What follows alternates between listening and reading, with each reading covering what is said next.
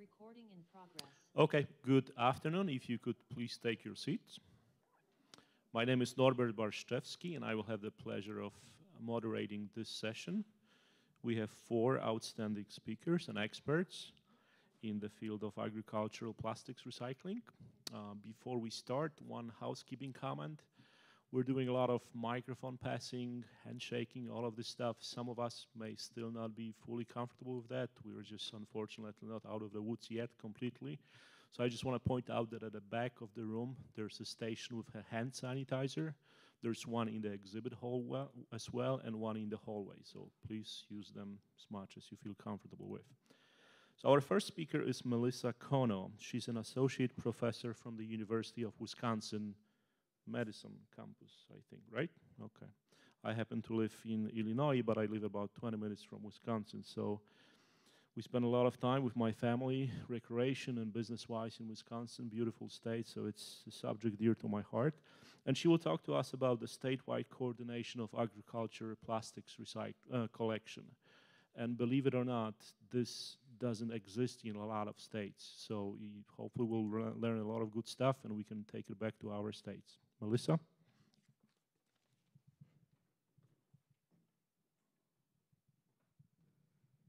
Well, thank you. Whoops, the other way.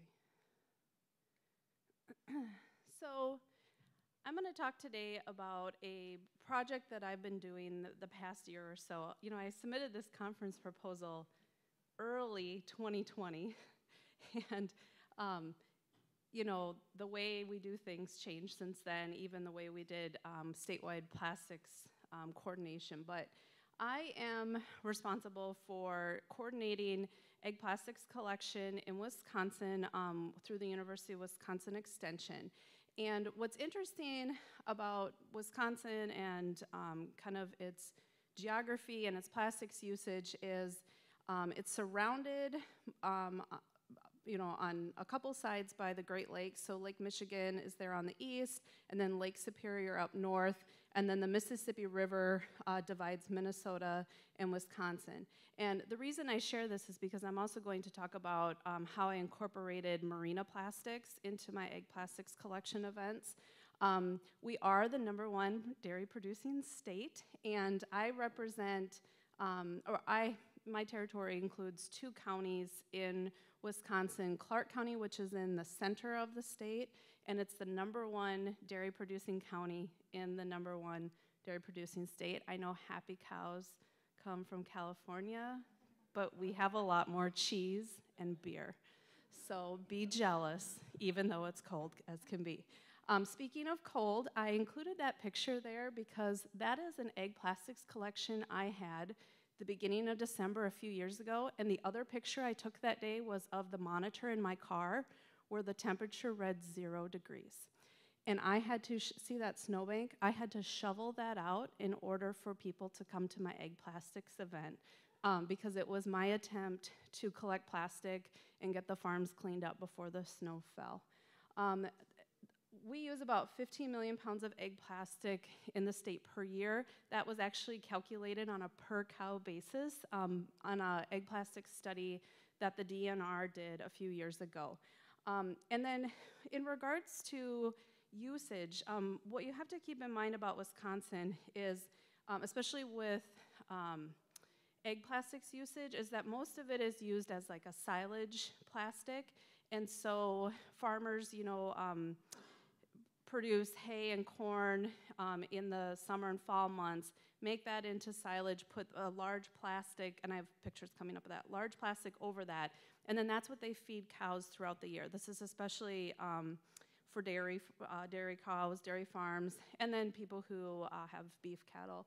And so what happens is all this plastic accumulates over the winter, sits in a pile, gets snow and frozen together, and then in the spring, we have 4 seasons in Wisconsin, unlike here where it's 75 degrees every day.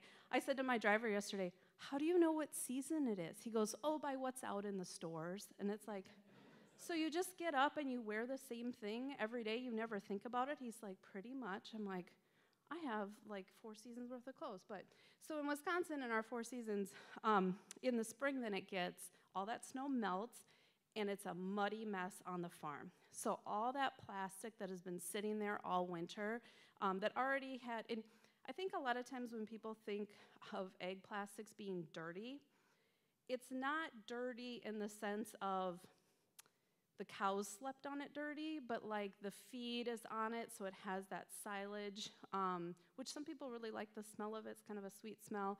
But then it sits in that mud and the snow. And by the time spring rolls around and the farmers start to think, hey, I should get rid of this plastic, it's muddy and it's dirty. So I have to kind of time my collection events with when and how farmers are going to use their plastic, because in the spring, if I get just the right timing, they don't have anything else to do. They're kind of anxious about getting in the fields, but the fields are too muddy to get into. But like once May and June hit, it's a little bit harder to get farmers to commit to bringing plastic to an event that I have. So I have to kind of hit that sweet spot. I'm not exactly sure. I couldn't tell you a date because it always changes. But if I don't have a collection event early enough, what ends up happening to the plastic is it's disposed of in a way that's not environmentally friendly, typically either landfilling it or burning it. Burning is illegal in Wisconsin, but a former colleague of mine is now with the DNR, and he told me, he's like, listen, it's really difficult to enforce it. It's very expensive to pursue any sort of legal action, and it's kind of happening so frequently that how do you, in a large state with a lot of farms, how do you kind of go to every farm and prosecute someone for burning? So unless it's a really big fire, it kind of goes unnoticed, it goes unreported. Farmers will openly admit to burning. They'll admit it to me, they admit it on surveys. I'll ask, what do you do with your plastic? Well, I'll burn it. Or they'll take it to a landfill. Most of the landfills don't restrict having egg plastics. I think down the road, looking at from like a policy perspective on how to maybe change some of those policies when it comes to what landfills will accept. But for the most part, the landfills will accept it. Also, farmers don't, I did a survey that I talked about at this conference a few years ago. So if you're interested in that work, I can send it to you. But farmers don't really take into account the full cost. So I'll ask them, how much do you think you're saving by either having a recycling dumpster or attending one of my events? And they'll say, nothing, because it doesn't cost me anything. So whether they don't take into that account that cost of putting in a dumpster and sending it to the landfill, and they'll say to me, oh, I just put it in the dumpster. It's like, yeah, but you pay for that dumpster, like that costs you money. Or they'll say, I burn it and it doesn't cost me anything. So just kind of,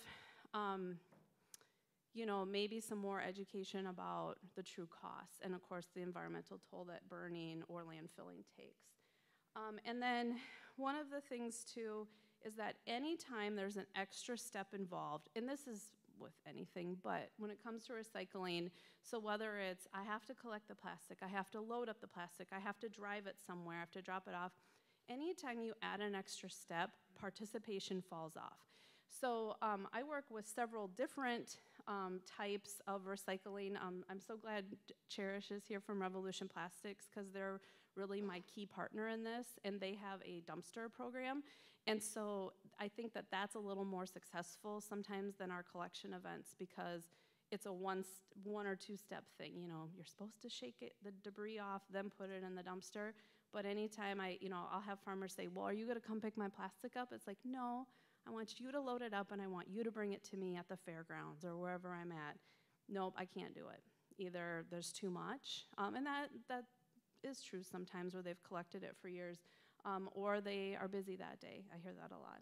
I'm married to a farmer, if you can't tell, so I have a lot of frustration about I'm too busy to do something. Okay, I think I lost my advancement here. There we go. Okay. So I am with the Extension Service with the university, and our mission is to connect people, especially in rural areas, with university-based research. I cover 2 very rural counties in the western part of the state. I'm actually hours from the campus. but I am associate professor there. And our four main area, well, there's a couple major programs with extension. I think a lot of people are familiar with 4-H. So when people say, what do you do? I say, well, do you know 4-H? Yeah. I'm like, oh, I work with extension, but I'm not the 4-H agent. Otherwise, in most of the counties in the state of Wisconsin, we have an agricultural agent located in most counties or covering that county. And so that person talks about animal health, crops and soils, all sorts of things. And then what I do is community resource development. And that's really anything and everything. You can fit anything under that umbrella if you're creative enough. So I do lots of different things. I work a lot with local government. I train election workers, and I do egg plastics. It's so different. But you know what plastics and politics have in common? They're both dirty. So, and I included our website there too if you're interested in what Extension does. And so through Extension, I received a Sustainable Agriculture Research and Education mini grant for $3,000 last year. And it was kind of a two-part thing. One is I was required to provide professional development to my colleagues, so usually a meeting. And I had planned this wonderful meeting in June of 2020. We were going to sit at this kind of park reserve at the university, and I was going to have this great meal catered in, and that never happened. And so I did a Zoom, which like in the dead of winter when everyone had like a million Zooms in that time, but I had to provide professional development for my colleagues, and I have to tell you, in the egg plastics collection work I do, my most difficult audience are my colleagues. There are agricultural agents that I work with. I actually have 3 in my offices. And I have other community development folks like me, and it's a hard sell on where it fits. And you would think, oh, why don't the agricultural agents take care of it? Well, I'll tell you, it's because it's a lot of coordination of resources to do it. It's a lot of, I'll talk about this later, but promotion and education and logistics.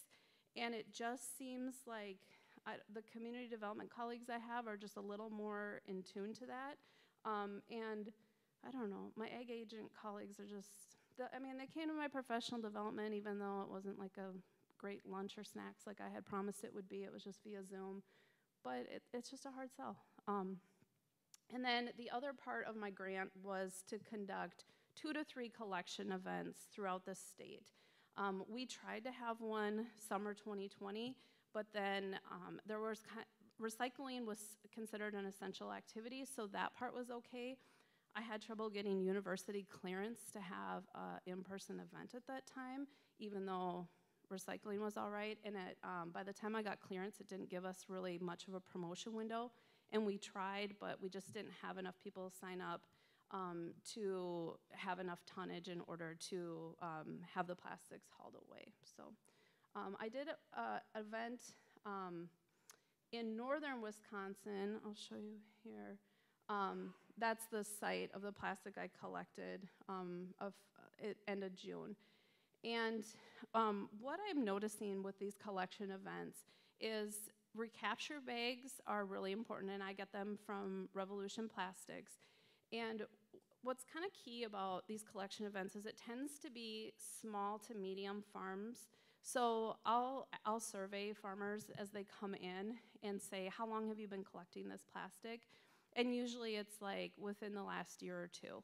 And so what's nice about the recapture bags is it allows farmers to load the plastic while on the farm, saves a lot of time. I've learned through trial and error on this because I had an event one time and like somebody showed up with just a horse trailer full of little pieces of plastic. So my egg agent colleague, bless him, he pulled every single piece out and helped this farmer and shook them off and stuffed the bags. And he was a good sport about it. But if they can get loaded on the farm, it's just a little bit easier, and then drop them off, and it helps with traffic flow at the event too. That way the plastic can be collected over time. It doesn't blow around, and like at my event, it had to sit there for a few days because of a trucking delay, And yeah, it got rained on, and then it was really heavy, but it kind of stayed in one place versus blowing around all over. And then once it's packed up in those bags, it can easily be moved with equipment. I can actually usually move them by hand because they don't always tend to get as full as they can be. So in northern Wisconsin, earlier this summer, I organized an egg and marina plastic event. I needed to get 40,000 pounds of, well, I had to get 20,000 pounds of plastic in order to have the event, so I needed to incorporate the marinas in that too, which actually tend to be a fantastic partner, and I'll tell you why. This area of Wisconsin is really underserved. There's not a lot of dairy farms, so while Revolution services much of Wisconsin, and I have them to rely on, this area is just a little too far out of reach for them, and there's not a lot of plastic there. But the farmers in that area were really interested about collecting plastic, and for years had kind of demanded this service. So I said, well, I have this grant, we can help cover some of the costs, let's try it. So we did this in conjunction with the University of Wisconsin Sea Grant, and what's nice about that program is I don't think recycling the plastic is a hard requirement, but like heavily encouraged, and I think there's some funding tied to that. And I found that to be a really useful piece. Like I did work with banana farmers in the Dominican, and going down there I thought, oh, this is gonna be a collection issue. That wasn't the issue. The farmers were great at collecting it because they were required as part of being in the cooperative to collect it. They had nowhere to go with it. So now I have this opposite problem in Wisconsin. I can't get farmers to bring it to me because it's not required. But with the marinas, they have a really great network, and I chose to do the event in June, and that way all the boat wrap, I've included a picture there. I took this picture in the dead, well, not in the dead of winter. That's spring in Wisconsin when there's still snow on the ground. And what's nice about the marina plastic is it's a little bit cleaner. There are some grommets and ropes that need to be cut off, but the marinas are pretty good at taking it off and having it in a neat pile. So if you're looking for kind of large amounts of plastic, they're good to work with too, and they've got a great network to encourage that. So I did a lot of promotion through our county newsletters. Also, we sent some postcards out. If you're interested in any of my promotion material, please contact me. I'm happy to share. Don't recreate the wheel if you don't have to. And I found Facebook advertising to be particularly helpful for these events because you can pick different audiences. So I tend to click like the people who are interested in farms, farming, cows, tractors. And what I noticed is that women tend to share my posts more than men, and what they do is they'll tag their husbands in it. And being married to a farmer, I understand. It's like, get this plastic out of my yard. I'm sick of looking at it. And the partner I work with at Revolution has told me, oh, most of the calls to my office are from women. Like, I need a dumpster. I need this plastic out of here. So some of my, I guess, tips from for doing collection events is recapture bags are really helpful. I tend to use either my grant to pay for the recapture bags and then just distribute them to farmers for free. I've also had them directly shipped to farms if they're going to use a lot of them. Revolution does have a program within the service area where if the farmer fills up 5 bags, they'll do an on-site pickup for free. You know, this was out of their service area, but I still utilize the recapture bags just because they're such a great way to collect the plastic and then bring it to the event. Promotion is key, and I wish I knew the secret to promotion because I swear I will try everything and then I'll get some kind of lackluster turnout sometimes. I think Facebook helps, but it seems like just trying to pin farmers down, like we even had office staff call. I did a sign-up sheet just because I was worried if we didn't have enough plastic that we would have to cancel the event. Turns out that was really helpful in like sending out reminders, calling, asking if they had questions. And what I found with the collection events is they're really for small to mid-sized farms. You can't expect a whole heaping bunch of plastic to come in, but it's a good service for smaller ones. Also, having appropriate equipment on site. I tend to do these at the highway shop because there's usually a skid steer available and someone to operate it.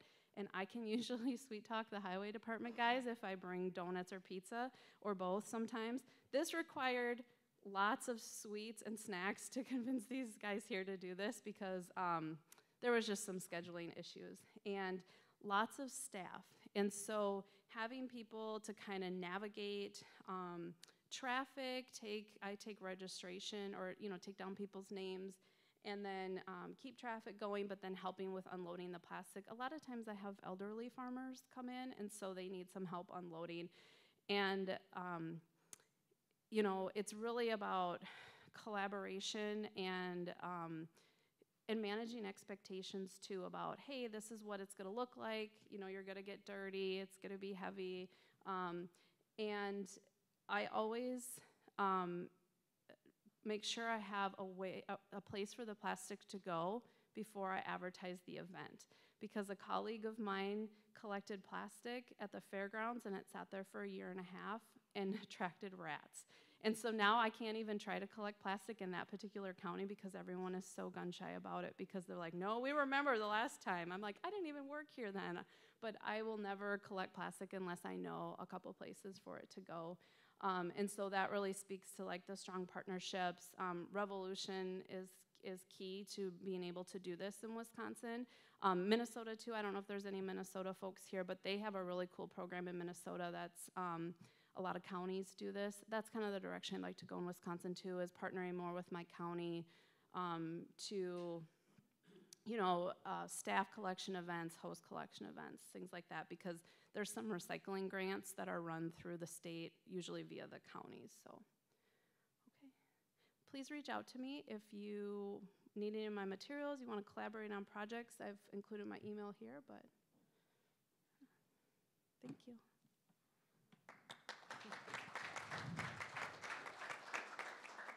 Thank you very much, Melissa. We'll take them now. Do we have any questions for Melissa? We have a microphone at the back. Yes. How do you collect the marina plastic? You were talking about marina plastic? Yeah. How do they collect that? How do the marinas collect it? Yeah, sure. So, in the springtime, when the ice is mostly off the lakes, they cut the plastic off and just kind of stack it. Like most of the marinas that brought plastic to my collection event just had it on a trailer. What's nice about partnering with the marinas too is they tend to have staff, and so that person's like, oh yeah, here's my plastic, and like that's just part of their job. I know that there was another place, that a plastics company in northern Wisconsin, and they would take it from the marinas, but they did charge a fee. And some marinas are like, I'm gonna keep going there, because it was like $40. It was really nominal, and it's like, yeah, I understand, like that's a strong partnership, but it just took a little bit more education, I think, in the future to talk about the grommets and stuff. I'm a little dense, so explain what kind of marine plastic are they recovering? The boat wrap. The white boat wrap. Yep, white or blue. Gotcha. I joked that where this plastic went, there was going to be, it actually went to make composite decking. And I said, there's going to be a new line, a new color line of composite decking in that marina blue because of all the blue plastic that was collected. You'll see it on a trailer over there and stacks of it. So blue or white, yeah. Any more questions from Melissa? Yeah. Yes, question in the middle.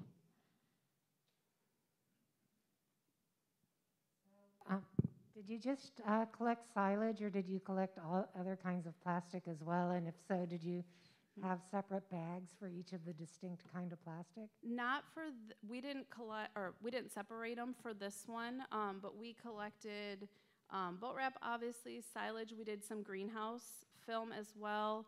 I took some, I call them mulch bags or mulch totes. Some people brought feed bags because at this collection event, that plastic was going for some research and development too. So I said, let me know what works for you and what doesn't. I mean, I think I saw some like netting and twine in there, and I thought, oh boy, I don't know if we're gonna be able to do anything with this. But I would say mostly merino, then after that, silage. Bale wrap is really popular too where I'm at, and I wish I had like a direct market just for that, because I could get them unlimited bale wrap. It's not quite as desirable as like the silage plastic, but yeah, we took all kinds for that. In the future, we might have to narrow it down. And depending on who's taking the plastic too, I don't always accept everything, but for this one I did. Okay, thank you very much. One last comment from me. The picture you saw in the corner, the snow in spring in Wisconsin, that's a fake. You can forget about it. Do go and visit wonderful state. If we had the map, I would show you the favorite farm where I buy my eggs and bacon. Best in the world. Thank you. Let's move away from Wisconsin. Let's come back to California. When we decided to host a conference in California, we wanted to make sure that we have a quality representation of speakers and experts from the state. After all, not most, but a lot of the produce that we eat, fruits and vegetables in this country, does come from California, so it makes perfect sense to host the event here. Which takes me to our next two speakers who will share the slot for the presentation. Cherish Miller, who is the Vice President of Sustainability and Public Affairs for Revolution. She has over 24 years of experience in the packaging industry, and I believe she will talk to us a little bit more about the circular approach to recycling. And the second speaker, Jazmine Mejia-Muñoz. I hope I got that right. She's the Education and Outreach Associate for California Marine Sanctuary Foundation from Monterey Bay, and I believe you will talk to us a little bit more about the relationship between agriculture and the marine industry, which oftentimes we don't realize has a lot of connecting points. Take it away. Well, thank you so much. And as was just mentioned, we are going to be talking about collaboration. So what better way than to share our spot to be able to collaborate together? And I feel very fortunate to have worked with Jazmine and Pam and several other from her organization. So thank you. So today we'll be talking about collaborative solutions to circularity. And for those of you who maybe know us or maybe don't know us as well, we've been under some different names in the last couple years. So you may hear Revolution Plastics, Delta Plastics, Command, various things depending on what you deal with us. But really our whole purpose is how do we recycle film, make film, and put as much recycled material in there. And in the last few years, it's how do we collaborate with others. And so to help you understand, we actually do manufacture film. So we manufacture carry-out bags, construction film, and of course, agricultural film. We do pick up that film as much as we can from the agricultural space, and we recycle it, and then we use it in our own products, and in some cases, we sell it to the outside. So this is just a little more depiction of what we're all about, and as you'll see in the bottom right, that's something a little newer to us, which is stretch wrap. But again, the whole idea here is film-based products and really putting as much post-consumer resin in as we can. I know there was some questions about post-consumer earlier today about being certified and how does all that work, and so we feel like through this collaboration is how we truly achieve the circularity. This is an extremely busy slide, but the whole idea about it is that we, as you can tell, are trying to focus on sustainability. And you know, being in plastics and quite frankly living in California and manufacturing plastics, for those of you who get to experience that, it has been an adventure to say the least. And so we understand that as a plastic manufacturer that we need to be part of the solution and that we can't just continue as business as usual. And so we understand also that we have to make change, the industry needs to make change, and through collaborations, we are stretched to make those changes, and that's truly what we want to be. Definitely, we're not perfect, and it's a journey, but we appreciate all the input we get along the way. So just want to share a little bit more about that experience. I'm going to go quickly so my partner here can talk about it as well. So again, it was mentioned earlier, thank you for that shout out to us, is that we do have the dumpster program, and we utilize that for areas where maybe they don't have enough film for us to actually send our collection trucks to the farms. And so there are these dumpsters where they can put their film in. We also, again, have our trucks too. And this new app that you see on the left, again, it's very much branded towards our Delta brand, which you'll find more in the Mid-South if you're familiar with us there. The idea is you can say, I have film here, and we are able to, through this app, be able to track where that is and get to those farms. So we're trying to bring what we've been doing for the last 15 years in recycling ag film and bring it to the modern age of ags. And these are the type of products that we recycle. I know there were some questions earlier about the different types of films. Again, this is mainly on the ag side, but we were talking about boat wrap here as well. And just to really quickly, because it was asked earlier, again, the whole idea of using post-consumer and demanding that through brands and ourselves is to ensure that it's actually post-consumer.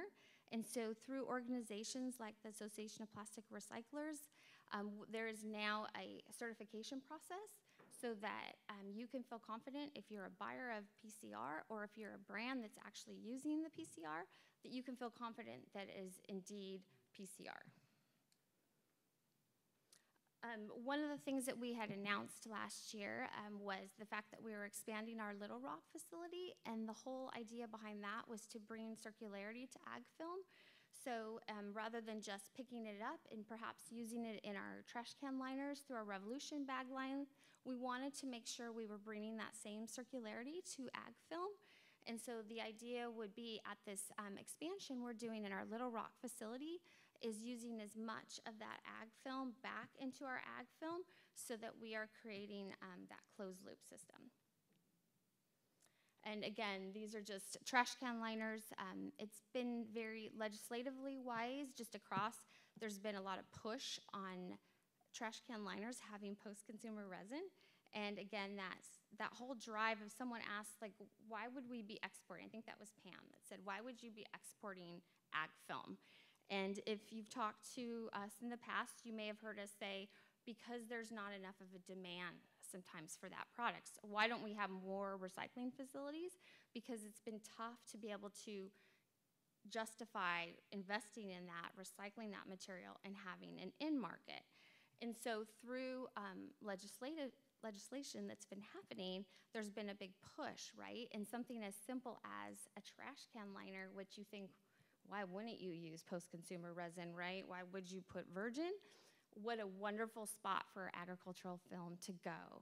And so that's been a big push across the industry, as well as I believe it was mentioned, the California law, I think was mentioned, about having post-consumer resin. That's another place that ag film has been put into reusable bags. So again, the idea is that we feel that we need to collaborate, that it's not about us as a company.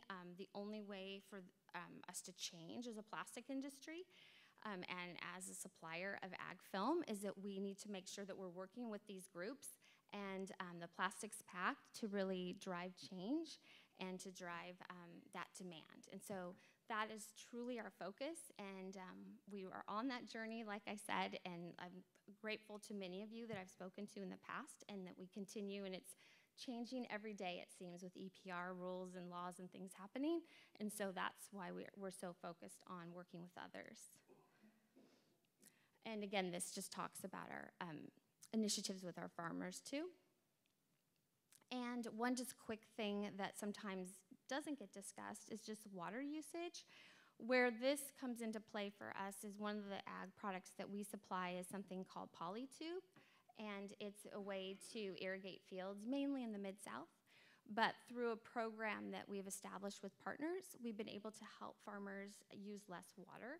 And so beyond just supplying products and supplying products with post-consumer resin, we are really looking at ways that we can help in general with our partners and find ways to help with the environment.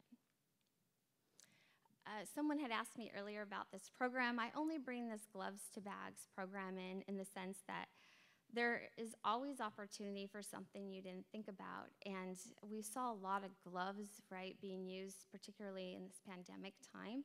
And this was prior, and so Chipotle used a lot of gloves. They had gone through a safety situation, you all may recall, a few years ago. And so they wanted to ensure that the bags that they had, that they found a place to recycle them. So it's just been a program that we've worked on, and we use it as an example of we recycle those plastic gloves, and then we turn them back into trash can liners that they use in their stores. So it's just their way of being able to find an outlet for that plastic versus the landfill. And I really appreciate your time, and I am honored to introduce the next speaker. So Jazmine, thank you.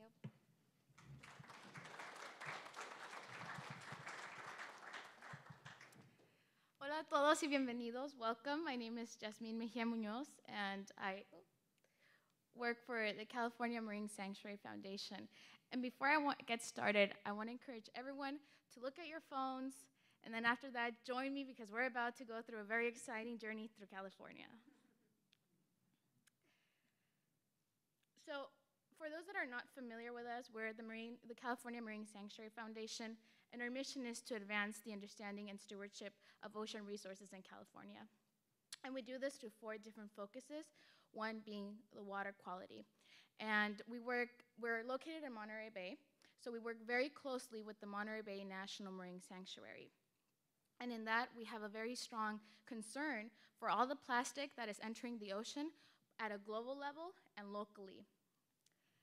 And at a local level, I want to show here, this is in the Elkhorn Slough, so this is right at Moss Landing, and we have within the Monterey Bay National Marine Sanctuary that expands from Canberra all the way to San Francisco, the dominant industry is agriculture. And in some areas, we have what's separating the water from agriculture fields, just a small sand dune.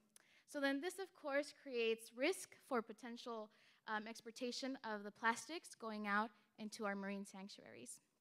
So with that in mind, we set out to do an assessment of the plastic that is entering the oceans from agriculture fields. And I want to encourage you all to come tomorrow to Pam's talk, which will be at 10:30, and she'll go into more detail about the impacts of that. But one of the key findings from that was that the #1 plastic used within agriculture fields in Monterey Bay is drip tape. And so we've experienced a 250% increase of plastic from 2005 to 2019. Lucky for us, the drip tape is mostly recyclable. But yet what we've noticed is that though this drip tape is mostly recyclable, it's not being widely recycled within our Monterey County. And so to assess this problem, as we are a solution-oriented organization, we went about and are putting our approach of a public-private collaborative partnership. And so I want to encourage you all that when you create your partnerships, that you take these 4 factors into consideration. One is having interdependence, that you are creating these collaborations with those that you see that you can receive mutual benefits, and that coordination is really key. That when you get together with your group of partners, that you have a clear understanding of what each of your roles are, and that when you're having this understanding, you're also equally committed. I'm full with joy to see all of you here on this, because whether you realize it or not, the impact that you guys have is impacting the oceans, it's impacting the kids in China, as our previous speaker had talked about. And so as we do this, it's really important that we also ensure that trust. And I think that is something that we might not have as a community, right? So we sometimes are scared to share information, and that's why it's really important that when you're working with this, that all information, for instance, that is shared with us, we keep it anonymous. We never share, even when we're working with our growers, we'll refer it as Ranch 1 in Monterey Bay and never disclose the exact information. But it's not just about being transparent with one another, but also creating that trust with our audience. And I say this because as I talk to multiple stakeholders, especially growers, they would say, oh, yeah, no, people like you have come up to me, and I go and I deliver the plastic and it gets recycled and it works for a year and then it's over. So as we work through these public-private collaborative partnerships, it's important that we create long-lasting programs that will really be in place and we can have that trust from our community and from our stakeholders and the growers. And so as we create these partnerships, I also encourage you to diversify the partners that you have in your programs. I've heard a lot about multiple partnerships, and they seem to be very industry-based, but it's important that we go in the full circle, that we're looking at manufacturers, so industry members, operational service providers, that's the vendors and drip tape remover services, growers, recyclers, and another piece that I see missing is ag and educational organizations. So working with researchers and working with nonprofit collaborators and with extension groups, as the previous speaker had mentioned, it's really important. So as we went about this, I went ahead and I talked to multiple stakeholders, and when I reached out to manufacturers, I realized having them in our program is really important because, of course, they create a demand for the recycled pellets that go back in. Now, manufacturers are now more open to being involved in these type of programs because they're starting to feel that pressure from the customers to really get more recycled product into their material, and this allows them to enhance corporate responsibility. I also realized that there's a lot of recycling programs in Monterey Bay, but the growers didn't know about it, and so what was happening there? So it's important that our growers know about the different recycling opportunities so that while we put all this effort in creating these great programs, that they're actually being used. And of course, one of the things that we see and one of the themes in this conference has been contamination. The plastic is just dirty, it comes in really dirty. And so growers have a strong role in that if they are able to use mechanically removing the drip tape, they can help bring in that plastic cleaner, that they also have the ability to choose where they're purchasing their products from. So it's important to keep them in mind, and again, informing them of what is available out there. As I mentioned, working with both the suppliers, removal services, and vendors. A lot of the vendors that I reached out to, they didn't really promote the recycling programs that are available, and so it's like all this great work that we have all done, the word is not going out there. And in agriculture, a lot of it is by word of mouth, and that's great. So we want to make sure that they know that these services are available so that they can be implemented. Vendors, of course, also have a strong role in influencing how the growers, what products the growers buy, and how they get removed. So, of course, there's multiple services across California that help provide these removal services. For instance, here I have some images of these mega binders that when they get the drip tape pulled out, they're taking the dirt and the water out, so then you guys like that. You guys want to receive your plastic cleaner, so we can help achieve that. And by we, I mean all these agriculture and education organizations that can help you. So these organizations connect the different stakeholders to the partners. They connect them with free technical services. So a lot of the UC extensions in California provide that service to growers for free. They can help them provide financial resources to help pay for example, purchasing a drip tape remover or a mega binder.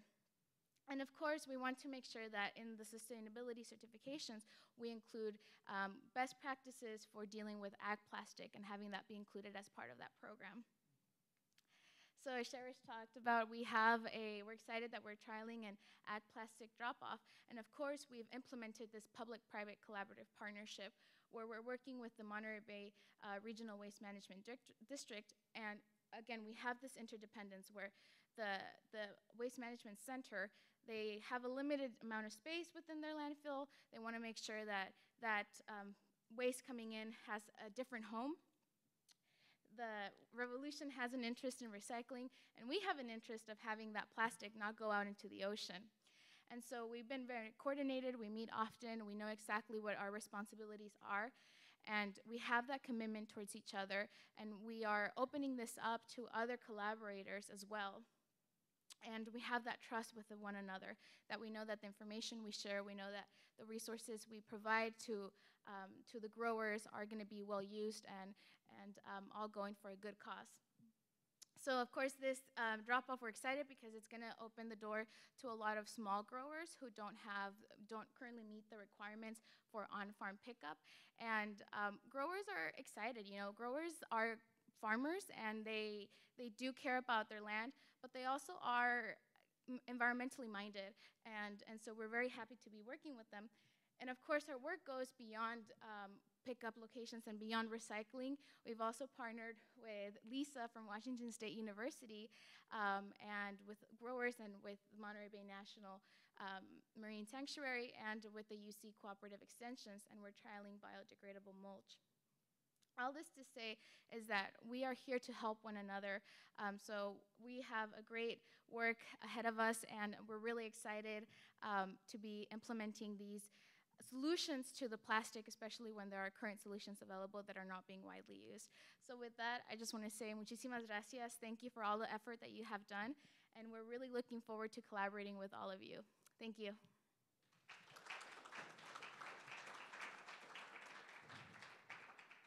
Muchas gracias por estar aquí. Thank you very Gracias a much. usted. Do we have any questions for either Cherish or Jazmine?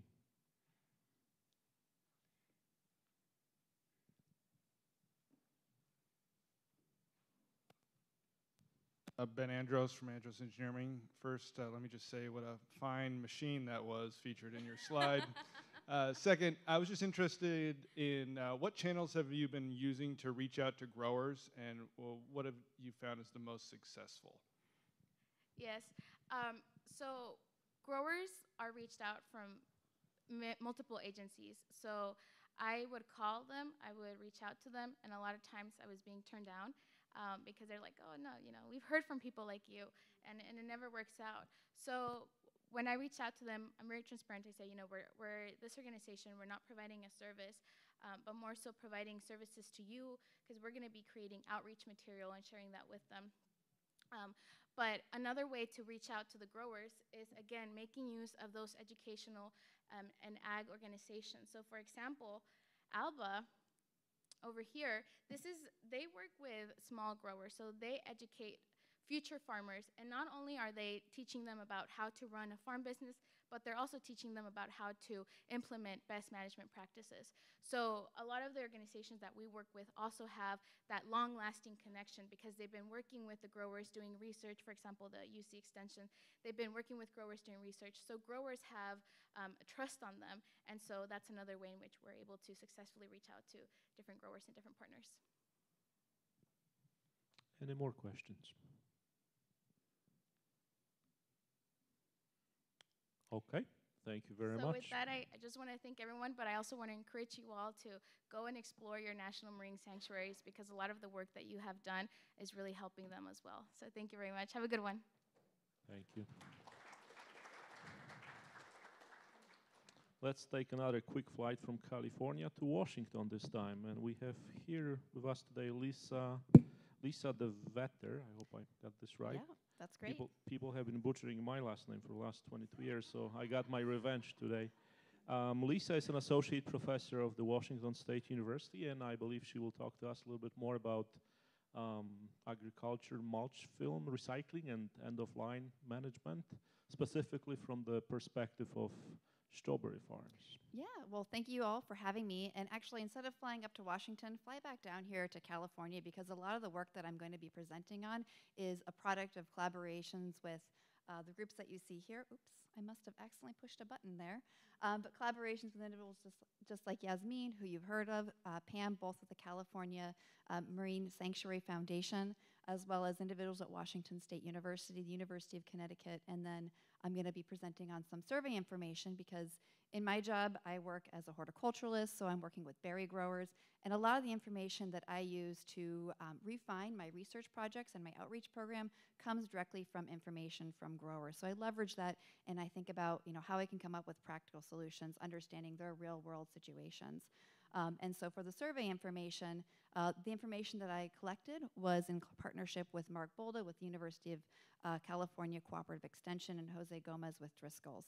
And so I want you to take a journey with me to understand what strawberry growers here in California are thinking about when it comes to end-of-life management of agricultural plastic films. And I'm going to talk about different types of end-of-life management strategies in this presentation as well. And I'll spend a lot of time talking about biodegradable plastic mulches. That's personally been an area where I've been focusing on a lot with my research program, but it's not the only solution. And that's something that the survey had, working with individuals and here has reiterated to me, is that we need to have multiple tools to try to improve management of agricultural plastics. So let's just highlight how important agricultural plastics are in horticultural crop production, including strawberry. So in strawberry production, it's being utilized to modify soil temperatures, modify the canopy environment, modify growth and production of that plant. So it's in fact really rare not to use polyethylene mulch film in this production system. So removing it is really not an option for economical production. In California, it's a very visible industry as well, and it's almost a target in some situations. Some important considerations from the perspective of the farmer and from the applicator of that particular mulch are things like durability, stretch and elongation. That's really critical at application. Also color. Time and time again here in California, I'm hearing we need green mulch, not black. Thickness, that modifies some of the temperature aspects of the film and the benefits that it can provide. And then what's also really important for a lot of our specialty crop producers is permeability to fumigation. A lot of growers are fumigating. That's the reality of the production system. So they need oftentimes products that are virtually impermeable or totally impermeable to help control emissions.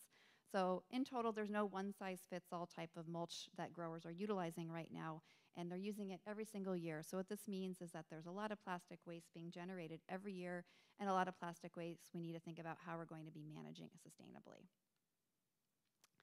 And so you're all aware of there's mounting concerns over plastic waste in the environment. I look at a lot about, or think a lot about plastic waste and plastic pollution in the terrestrial environment, how it's being impacting plants, and how it might be moving up into our food chain. And so I just wanted to highlight some interesting studies that have come out of lately that highlight how extensive plastics are in our environment. So we're finding plastics, let's see, there we go. So this was a study recently coming out of Washington State University. We're finding that growing root tips are attracting plastic particles.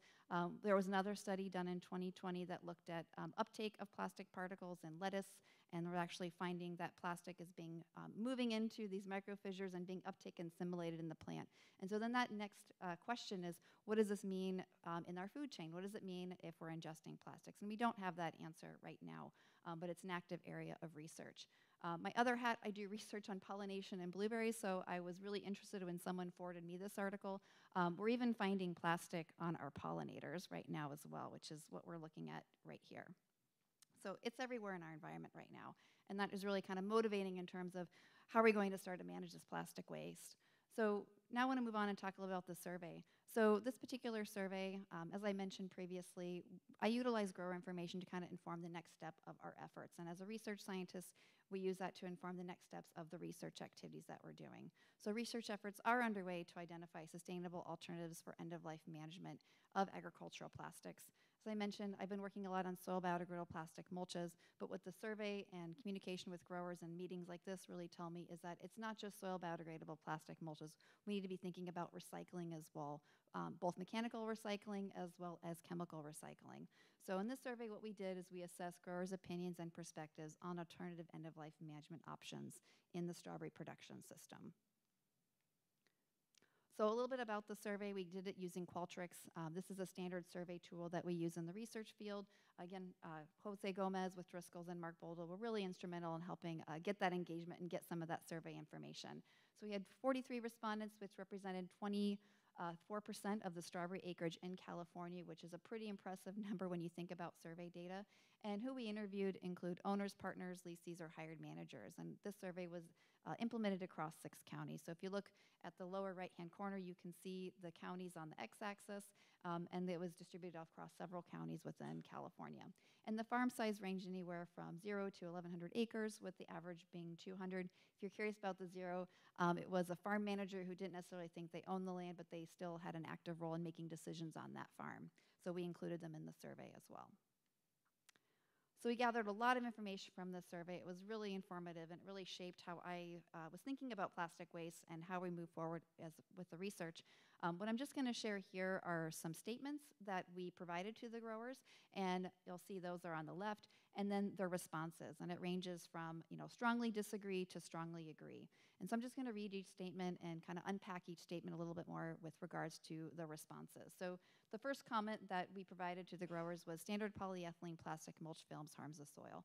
So 46% disagreed with that statement, which was interesting when you contrast that to some of the other statements that were implemented in this particular survey, and I'll mention that in a moment.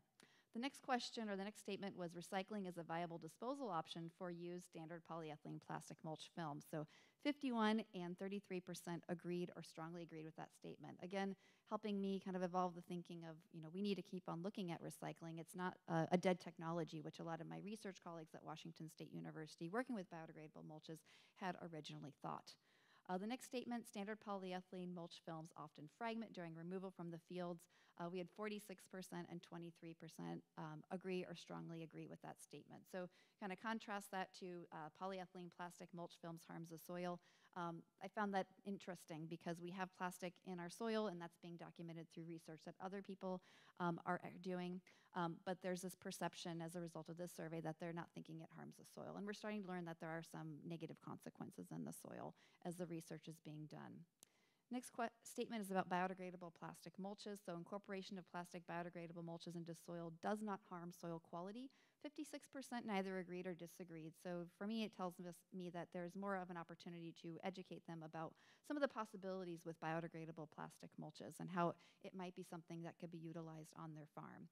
The next one was about chemical recycling. So transforming used standard polyethylene plastic mulch films to energy is a viable disposal option. So 56% agreed with that. So that's, again, helping me think that this is a really interesting opportunity. They're aware of this technology, and it's something that they're excited and eager about practicing. And then the last one, plastic biodegradable mulches can replace standard polyethylene plastic mulch films. We had 49% agree. So I think what you're going to hear as I move forward in this presentation is that there's no one-size-fits-all type model when we're thinking about agricultural plastics and end-of-life management, that there's going to possibly be a role from biodegradables, but recycling is also going to be a part of that picture as well. So I want to tell you a little bit about biodegradable plastic mulches. I thought this might be a good opportunity to just inform the audience what those are and how they may or how they might not work on agricultural production systems like here in California. So when I talk about biodegradable plastic mulches or BDMs, I'm framing them as that they may be a sustainable alternative to polyethylene or non-degradable mulch films. I'm also referring specifically to biodegradable plastic mulch films that meet standards for biodegradation, and those standards are meant to ensure the quality of the material, not necessarily field performance, and that's a whole area of research. And the standards that I'm referring to include several of them. The most important one is ASTM D6400. That is an industrial composting standard. If a biodegradable mulch doesn't meet that standard, then it's not going to be biodegradable in the soil. It has to first kind of pass that test, or it should. And then the real gold standard for soil biodegradation is the new EN 17033 that came out in 2018, and that's biodegradation of the polymeric feedstock in a soil or environment, so either agricultural soil or forest soil, within 2 years or less, having 90% of that film gone. And if you're unfamiliar, so the biodegradables are meant to be applied in the field using standard equipment, and then the difference really happens and later on in the lifespan of that mulch film will start to deteriorate, and it's intended to be biodegraded into CO2 and microbial biomass within 90% in 2 years or less. That's the standard that they're trying to achieve. So there's some challenges with it, and I'll go through bit by bit what some of the challenges are. One is perceived costs, and I want to frame it as perceived costs because even though the material is 2 to 3 times more expensive, what we often see in situations where there's high labor cost or high tipping fees, biodegradable mulches can actually be a more economical alternative. And so what I'm presenting here is some data that Mark Bolda in California helped produce looking at the strawberry model with our economist, where we're looking at additional costs. So the additional cost of the film here, $218 per roll, where we took a 4,000-foot roll that's 4 foot wide as our example. Reduced income, we're assuming no changes in production, and I'll talk a little bit about why we have that assumption in the next couple of slides. And so here, when we look at total additional cost and reduced income, it's just the price of the mulch roll itself on a per acre basis.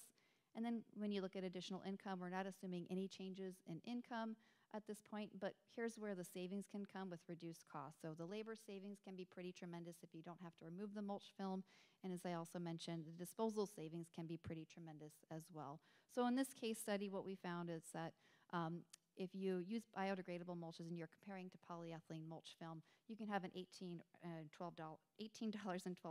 difference. So next is compatibility with your cropping system. There's a lot of concern that we hear about yield reductions as a result of using a soil biodegradable mulch film. And so what this table is trying to show is we have different crops, horticultural crops, and yield compared to polyethylene. That's what I want you to focus on here. And when you see an equal sign, it shows that the yield is equivalent to polyethylene mulch film when you use a biodegradable. The minus sign means it's a reduction in yield, and the plus sign means that there's a gain in yield. So on average, what we're seeing, it's fairly equivalent. With weed control, we do sometimes see some reductions.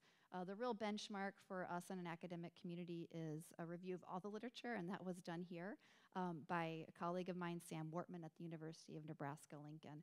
And what he did, reviewing all the literature, was found that there's differences in soil temperature, there's differences in weed suppression, but if you look at crop yields alone, they're not different when you compare biodegradable mulches and polyethylene mulch. Another big barrier for biodegradable mulch is another reason why I think we have to keep pushing forward with recycling with these grower communities is that biodegradable mulches are not allowed in organic production. And a lot of these organic growers are really looking for sustainable options to dispose of their agricultural plastic waste. So I shouldn't say they're not allowed. They're commercially available biodegradable plastic mulches are not allowed. And there's these,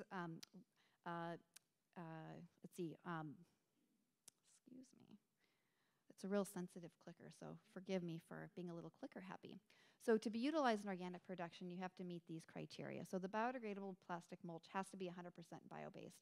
And right now the maximum bio-based content is 50%. Manufacturers say they really cannot get to that 100% bio-based content. So that's a big barrier. The next one is produced without the use of non-bio-based synthetic polymers. Your biodegradable mulch is 75 to 95% polymeric feedstock. So again, trying to get to that bio-based level is really difficult. The next big barrier is produced without organisms or feedstocks derived from excluded methods. The polymers are being produced with excluded methods, so synthesis of those monomers, and then those monomers are also being produced from GMO technology. So those are some of the big limitations when we think about biodegradable mulches in organic production. Some of the other ones are less of a concern right now.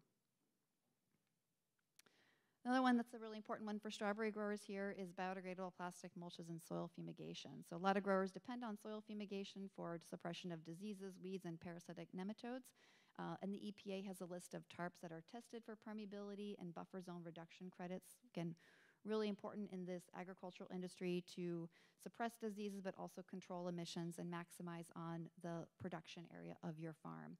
So like polyethylene mulch, biodegradable mulches are not on that list of approved tarps. So the current interpretation, if you're using a biodegradable plastic mulch and fumigating, is that it can be only applied after the reentry interval for that fumigant has expired, or it can be applied during fumigation, but it doesn't qualify for buffer zone reduction credits, which is a big negative for a grower who's trying to bed fumigate their field for disease suppression. And then there's other big questions about the material. The deterioration and degradation, it can be pretty variable depending on your environment. That's a big area of research as well. What I'm highlighting here is on the left, we're looking at deterioration. We call it percent soil exposure over time. This was in a red raspberry field in Washington. So we do see deterioration over time. This was a 9-month period. It provides season-long suppression, and there were no yield declines in this particular production system. But some of our concerns was the degradation in the soil. So what we did is we took the biodegradable mulch film, we placed them in these mesh bags, we buried them in the soil, and then we retrieved the mulch 6, 12, and 18 months after burial. And that's what you're looking at here. And so what we're seeing in our environment in northwestern Washington is that we're not achieving the biodegradation rates that we should be with this type of material, which is a concern because this is still a plastic. Other environments, Texas, Tennessee, they can achieve those target rates. But for us, we have to think about, how are we going to achieve those degradation rates if we're going to be using these materials. So A couple other questions is what happens to that material once it's tilled into the soil and you are getting some level of degradation. And so what I'm trying to show here is that we do see reduction in visible fragments of the biodegradable mulch material. So this is an experiment that was done at our research station. What we're looking at is mulch recovery, and we're looking at it over time with continuous application of biodegradable mulches from fall 2016 to spring 2020. The black material is a paper, then the rest are biodegradable plastics. So what we see is we do see a reduction in visible fragments over time. But you know, the next big questions that we're being asked in the National Organic Program is asking us is, you know, this is visible fragments. What about microplastics? What about nanoplastics from these materials? And are there degradation products? And so that's something as a scientific community we really can't answer yet. And it is part of the risk assessment when we're thinking about these materials. I will mention the EN 17033. There are ecotoxicity tests, which commercial products that we're testing pass. But you know, again, the big question is what's happening to the carbon in these materials? Are they really being metabolized by microorganisms, or are they just in our soil and part of that micro or nanoplastic pollution situation that we want to avoid? So just a quick summary before I talk about recycling are some of the challenges and opportunities. So challenges, we need that biodegradable plastic mulch to last the entire season. We need it to grade quickly in time for the next rotation. A big challenge in California, if that land is going to go to, say, a lettuce producer, we can't have any of those mulch fragments, even if they're biodegradable, on the surface of the soil because it's a possible contaminant. And we also need it to maintain yield, have good timing of production for that market that the growers are targeting, and maintain crop quality. Other challenges, biodegradable mulches are not allowed organic production. It does not function as a tarp for fumigation, and we have questions about biodegradation that we need to answer as a scientific community. The other thing, too, is that it can also potentially be a contaminant in the recycling stream. So we have to make sure if we're using them, we keep those routes separate so that we're not contaminating them. But there is opportunity, so it's something that I think is worth continuing to study. We got a good research and extension community. There's new formulations. There's multifunctional films that have pesticides embedded within them, so that might mitigate the concerns with using them as a tarp because you can have some disease suppression from these films. We're actively in conversations with the National Organic Standard Board and providing them with our most up-to-date understanding about these materials in crop production. And then we do see in situations where there's high labor costs that it can be an economical choice. So let's talk about recycling now, because the growers are really curious and interested in pursuing and continuing on with recycling. So I broke it down. We have mechanical recycling and chemical recycling. You all could tell me more about this. This is something I'm still learning about, but mechanical recycling, as you know, we're preserving the molecular structure, we're making these granulates, and we're making new products out of them. And according to a life cycle analysis, this has the lowest environmental impact in strawberry production. Chemical is also very interesting. That's something that, you know, I kind of think of it as a new technology, but I guess it's a technology that's been around and it hasn't necessarily, you know, hit these producers and become available to them quite yet. But it's something that, you know, with the opportunity to create crude oil or fuel is something that could be really useful and a nice closed loop system for our producers. There are some challenges. We spoke a lot about that. Contamination, contamination, contamination. So we have to deal with contamination, but we also have to deal with the cost of removal, and we have to deal with transportation. The embossed films in particular, we have a lot of debris, and some of the contaminants can abrade recycling equipment. Things you're probably all well familiar with, alongside the volatility in oil prices, which can make recycling challenging. Also, some of the mulch films, there's mixed resins and colors, so we're looking at some of the multi-layer films or the multiple color or the colored films that can potentially be a problem. The other one I think about a lot with a background in soil science is what we measured in our soils in Northwest Washington is that we can have 88% of that, or excuse me, topsoil removal, so up to 88% by weight. I hear 50% a lot, but our measurements are much higher. So if we're removing this film year after year, there is the concern from the soil health perspective that we're removing valuable topsoil as well. So I think there's opportunities to improve removal processes and inform growers how they can optimally do that. And then still with recycling, you have to remove the film and fragments can still persist in the soil. So I think new technologies like I think shoulder shrink that Neil presented on are really exciting to hear about because we can potentially have less fragments in our soils. There's also new, I guess, value-added products that we can create from recycled material that I think are also really promising. It's exciting to see the innovation out there. One is using recycled plastic mulch as an asphalt binder. I think we still have to, approach it cautiously, though, as we look at these value-added products. This was a recent paper that looked at atmospheric microplastic deposition here in Western United States. And what they found is that 84% of microplastics circulating in the atmosphere was actually from roads. And it wasn't necessarily from plastic in the asphalt, it was from the tires. But the thought is, if we're putting plastic in our roads, we have to make sure that it's not contributing to this microplastic deposition as well. So the chemical recycling, that's the one I'm really trying to pin down, and I look forward to learning more about this. This is where the growers have a lot of interest, both in California and among the growers I work with in Washington. It's a really appealing opportunity. I understand there's high capital cost and there's other challenges that have to be dealt with as well. But I think, it's something that I would really encourage to pursue and would welcome collaborations on that as well. So I want to give a quick summary of my understanding of the challenges and opportunities of both mechanical recycling and chemical recycling. First, focusing on mechanical recycling. We have decontamination issues. You all know that. We have topsoil removal, which can be really significant depending on the soil type and the removal system. We can still have fragments that can remain in the soil, so that still has to be addressed when we look at recycling. And then, as you know, we also have recycling infrastructure that can be difficult for growers to access or affordably access. And then we also might have a situation with mixed resins depending on the material and costs. But opportunities, you're displacing virgin plastic. There's research and good efforts and promises with decontamination. There's new recycling technologies that might be able to handle contaminants like the asphalt binder or maybe decking boards. And then there's, again, interest in growers to continue. That's really important from my perspective. And we hear about this a lot. Maybe there's policy incentives or legislation that might move that needle forward towards mechanical recycling as well. And then chemical recycling, decontamination, that might be an issue. I'm curious to learn more how, greater or less of an issue that is when we look at mechanical or chemical recycling. We still have the issue of fragments in the soil, mixed resins possibly. It's an energy-intensive process, so that's something too that kind of factors into the equation when we're thinking about sustainability. The availability of the technology seems like it's limited. I hope to learn more about the availability and maybe set up some trials here along the West Coast, Washington, California, Oregon, very open to that opportunity. And again, I say it's a new technology. Maybe it's a new technology for a lot of us that are entering into this and thinking about end-of-life management, but there's always the question of, is it economical? But opportunities, you could be potentially displacing fuel production if you're producing fuel via chemical recycling. That's really appealing to farmers. Even if we look at more electrical energy options, farmers are always going to have tractors and equipment in the near future. So we can potentially produce fuel that can be really useful on their farming operations.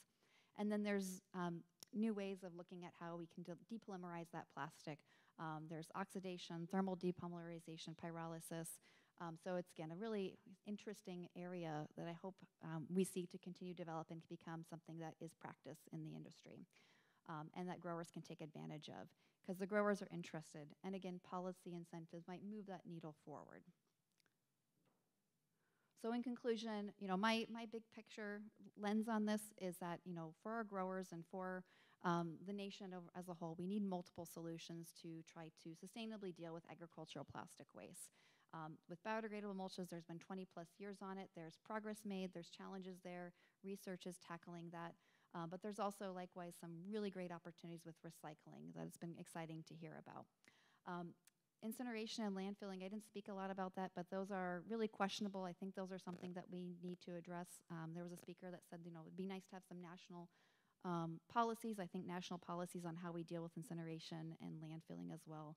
Dematerialization and reuse is really, right now, not a viable option for plastic mulch film with the technology.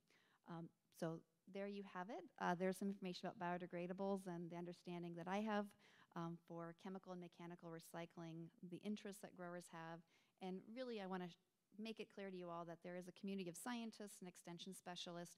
We love working with industry. We want to help solve problems. I think we can be excellent collaborators. So if you're interested in this, don't hesitate to reach out.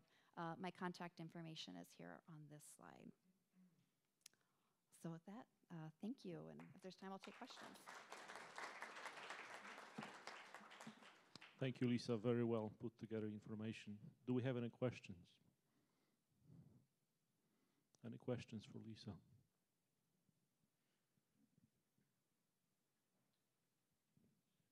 You mentioned that there's some other states, I think Tennessee was one you mentioned, other than California, where the breakdown of the mulch, biodegradable mulch, seems to be greater than in California. I'm curious why that is, and also curious, if the biodegradable mulch film is not, completely uniform, why is it that you're left with potential like particles or fragments, I guess is the term used, and doesn't fully break down?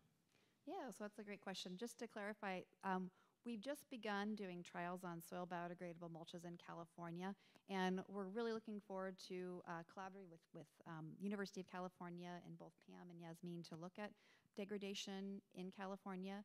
We've looked at it in Washington State, and we've looked at it with our partners in Tennessee as well as in Texas. Both those latter two states, we had much faster degradation, and that's a result of temperature and moisture. It's a lot faster, it results in higher microbial breakdown of the products, whereas in northwestern Washington, where I'm located at, our soils are anaerobic a good chunk of the year, and it's cool, so we do see reductions in biological activity. And so that's why we have those differences. Let's see, and so I think the next part of the question was, what about the fragments, or why is there the concern about the fragments and the breakdown? Well, with the biodegradable plastics, they're still plastics. And so when they break down, you're still producing microplastics and nanoplastics. So there's a potential that they can still be a pollutant.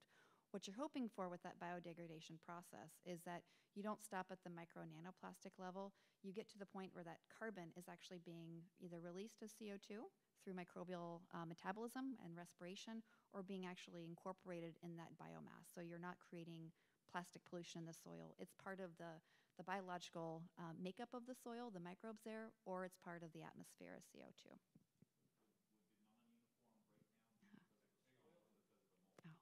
I can repeat too. So the question was, is the non-uniform breakdown a function of the mulch or the soil? So it can be both. So one thing we've learned over the years is even if you have the same feedstock, different extruders can make different products. So even if it's the same ingredients, more or less. So it can be the mulch itself, but it's being largely driven by the soil. So we can see really clearly, and we're working on trying to model degradation, because moisture and temperature in the soil, they're going to directly impact microbial activities, and that's what is really kind of fueling the biodegradation process. Any more questions?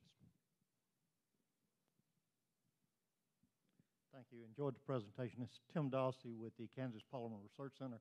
Can you give us any insight into what the composition of the biodegradable mulch was? Is that a polyadipate, butylene adipate? Yeah, I'd be happy to. So biodegradable mulch is, again, like 75 to 95% feedstock material, and it's a blend between bio-based and synthetic polymers. So the bio-based will include things like thermoplastic starch, polylactic acid, or polyhydroxyalkanate. Those are the three primary bio-based materials. And then the synthetic materials is in large part PBAT. Any more questions? Yeah. Oh, I think it's on a timer. There.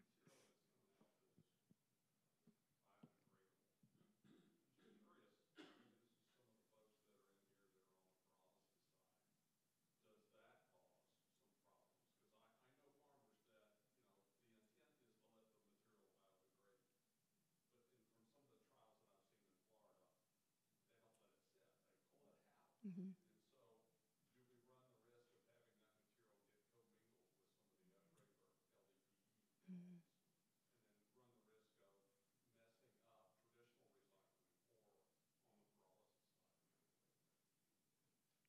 Yeah. That's the biggest problem with biodegradable material.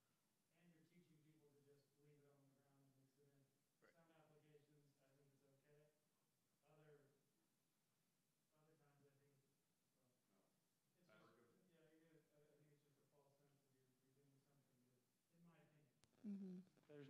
There's no easy answer to the issue, but I think, in my opinion, you're creating another problem. Yeah, and I'll just kind of clarify, we've been working on it because we're trying to find solutions. And working with farmers, the more tools you have in your toolbox, the better off you're going to be. So there's a lot of interest in the biodegradables. There's certainly challenges, things that we need to address as a research community, and things that, if they're implemented, we need to educate them on. Like, don't mix it with recycling. It'll cause problems. So wearing the extension hat, I think if these technologies become more widely adopted and they kind of meet the benchmarks that they need to meet, that needs to be communicated. So we're not hampering or impeding other end-of-life options. Yeah, that was kind of the same direction as the question I was going to ask, is what we've seen on the post-consumer side with bioplastics is that it's created a bigger problem than it's solved. So because, teaching people that they have to sort, that's a whole nother education level, and it's requiring them to work. So that's why plastic recycling, in the 90s, was promoted everywhere, and you had a separate sort, and now we've got single stream recycling because people weren't recovering it. And so when you've got, teaching farmers, other landowners to have to sort those two, it just doesn't simply happen. And then you get bioplastics in with regular plastics, which contaminates the whole batch of the recycling process. Yeah, definitely a valid concern. And looking at it from the lens of Washington State too, right now we're not having recycling being done in large scale, like at least with the community growers that I'm working with. So, until we get more recycling infrastructure in place, the biodegradables might be an alternative for those operations. But again, approaching it from an objective standpoint, there's some things that we need to see demonstrated with the biodegradables, and we also need to see things demonstrated on the recycling side as well. Any more questions? If not, let's give another big hand to our speakers. Thank you very much again. Great job. And we have about 30+ minutes break right now in the exhibit hall, and we'll reconvene at 3:30.